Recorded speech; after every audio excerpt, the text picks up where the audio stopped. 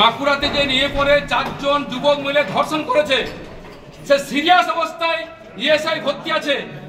আমি খবর পেয়ে দেখা করতে এসেছি। সুপার বলছে আসানসোলে আছি, এখানে বলছেন দেখা করতে যাবে না কেন? সারা বাংলায় যা চলছে, যার জীবনে ঘটেছে তার ব্যতিক্রম এখানে হতে চলেছে। সারা বাংলায় চলছে, সে এখানে চলছে। মহিলা মুখ্যমন্ত্রী বলছেন ফাঁসি দেওয়া হবে, ফাঁসি হবে তো? আমি মুখ্যমন্ত্রী প্রশ্ন করছি সরাসরি এখান থেকে, একজন মহিলা 4 জন রেপ করেছে, তারা ফাঁসি হবে, শাস্তি হবে, ব্যবস্থা নেবেন? গেটে বসে আছি, ঢুকতে হচ্ছে না কেন? কিসের ভয়? 8 ঘন্টা হয়ে গেল। কারা বাধা দিল? বলছে এখানকার সিকিউরিটি গার্ড, এখানে তৃণমূল দালাল, সিকিউরিটি নয়, এরা পাঠিয়ে দেওয়া হয়েছে, ধামানো চেষ্টা হচ্ছে। এর বিরুদ্ধে আমরা লড়ছি, এই মহিলার ক্ষেত্রে আমরা লড়বো। মুখ্যমন্ত্রী প্রশ্ন করছি, ফাঁসি হবে তো, শাস্তি হবে তো? নাবারাজের মতো ঘটনা ঘটবে, ধমকাও দেওয়া হচ্ছে। দেখা করতে এসছি, দেখা হতে দিচ্ছে না, বাস করছি আমরা ধামাচাপা দেওয়ার জন্য।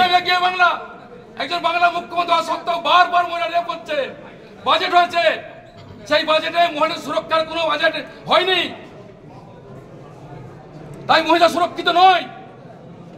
বারবার রেপ হচ্ছে, কোনো ব্যবস্থা হচ্ছে না, কোনো শাস্তি হচ্ছে না বলেই এই ঘটনা ঘটছে।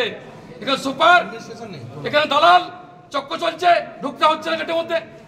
মহিলা এসছে, আটকিতে হয়েছে, এর শেষ থেকে ছাড়বো।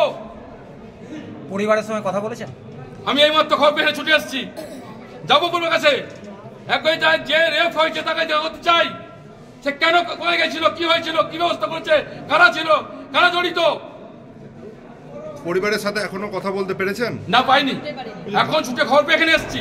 ধামাচাপা দেওয়ার জন্য কি আপনাকে ঢুকতে দিচ্ছেন? কারণ কি বলুন?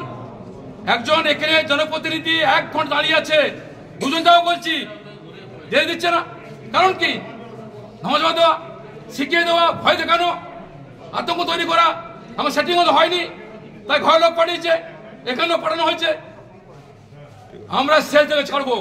সুপারকে বলছি সাবধান হন, যদি না হবেন দুর্গাপুর রাস্তাঘাট বন্ধ করে দেবো, স্তব্ধ করে দেবো, পুলিশ করতে পারে। বিধায়ক যাবেন কেন? কোনো তথ্য গোপনের ব্যাপার নেই, এটা অত্যন্ত অবাঞ্ছিত ঘটনা। দুর্গাপুরে সাধারণত এসব ঘটনা হয় না। ব্যাপারটা প্রশাসন দেখছে, আবার কি আমরা চাই তার দ্রুত সুস্থতা। ঝান্ডা হাতে গেটের বাইরে অবস্থান করছে বিধায়ক এখন হাসপাতাল চত্বরে, এটা তো অত্যন্ত নিন্দনীয় ঘটনা। একজন হসপিটালের ভেতরে মৃত্যুর সঙ্গে লড়াই করছে, আর তার রাজনৈতিক ফায়দা নেওয়ার জন্য কেউ অন্যান্য পেশেন্টদিকে অসুবিধা সুবিধা সৃষ্টি করে তারা ঝান্ডা হাতে গেটে, হসপিটালের গেটে অবস্থান করছে। এটা কি সুস্থ রাজনীতির পরিচয়?